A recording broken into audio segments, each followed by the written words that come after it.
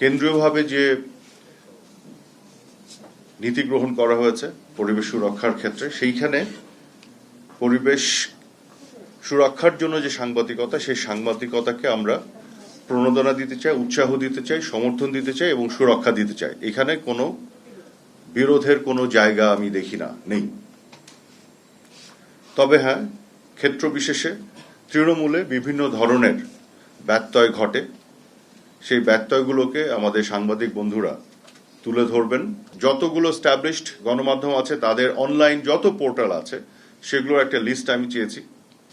একই সাথে আলাদাভাবে শুধু অনলাইন নিউজ পোর্টাল যেগুলো আছে তাদের আলাদাভাবে একটা লিস্ট চেয়েছি, এবং যেগুলো অনলাইন আদার যারা অনলাইন মানে নিউজ পোর্টালগুলি অ্যাপ্লিকেশন করেছে মন্ত্রণালয় এবং বিভিন্ন ধরনের প্রক্রিয়া থাকে, অনুমোদনে জানেন এবং তারপর রেজিস্ট্রেশন দেওয়া হয়, সেগুলো যেগুলো ক্লিয়ার করেছে সেগুলো আমি লিস্ট চেয়েছি, এবং যেগুলো ক্লিয়ার করেনি প্রক্রিয়াতে আছে সেগুলোর আমি লিস্ট চেয়েছি।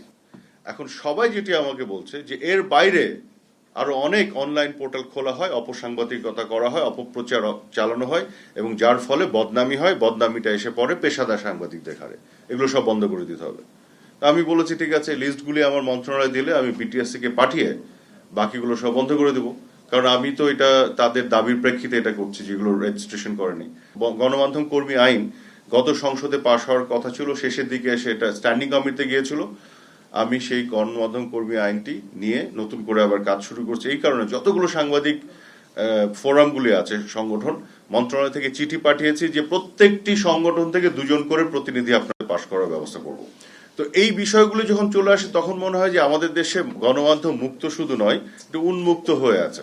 এখানে কোনো ধরনের ডিসিপ্লিন অর্থাৎ রেগুলেশন বা আইন কানুনের কোনো কিছু নেই। তো মুক্ত গণমাধ্যম না, উন্মুক্ত গণমাধ্যম বাংলাদেশে। তবে আমরা প্রচন্ডভাবে বিশ্বাস করি গণমাধ্যম যত মুক্ত হবে, তার স্বাধীনতা যত চর্চা করবে এবং অপতথ্যের বিপরীতে যত তথ্যের প্রবাহ বৃদ্ধি পাবে, তত এই সমাজে গুজব, অপপ্রচার এগুলো রোধ হবে এবং আমি মনে করি সরকারের মধ্যে সেই স্বচ্ছতা এবং জবাবদিহিতার জায়গাও তৈরি হবে।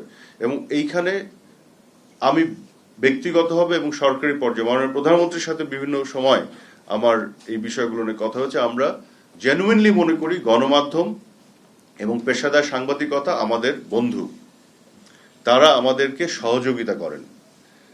কারণ যেগুলো আমরা হয়তো চোখে পড়ে না সেগুলো দেখিয়ে দেয় এবং সেখানে যে আমরা অ্যাকশন নিতে পারি, সেখানে অ্যাড্রেস করতে পারি। কোনো ডিফেমেশনের ক্ষেত্রে কেউ যদি মনে করে আমি ডিফেমেশনের ভিকটিম হয়েছি, মামলা করে দিলে জেলে নেওয়া হতো, যেটা আমার দৃষ্টিতে খুবই অন্যায় একটা প্রভিশন ছিল আইনের।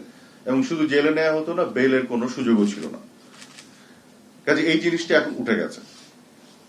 এখন যেটা আছে সেটি হচ্ছে ডিফেমেশনের ক্ষেত্রে আপনি সিএস এর অধীনে মামলা করতে পারবেন, কিন্তু জেলের কোনো সুযোগ নাই। আর যেহেতু জেলের সুযোগ নাই, জামিনের বিষয়টা এখন অপ্রাসঙ্গিক হয়ে গেছে।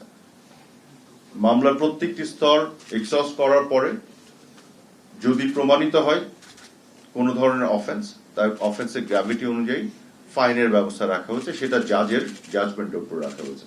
আমি মনে করি অপসাংবাদিকতার শিকার হয়ে কেউ যদি ভিকটিম হয়, তারও প্রতিকার চাওয়ার অধিকার আছে। কাজে কোনো না কোনো আইনি একটা সুযোগ থাকতে হবে।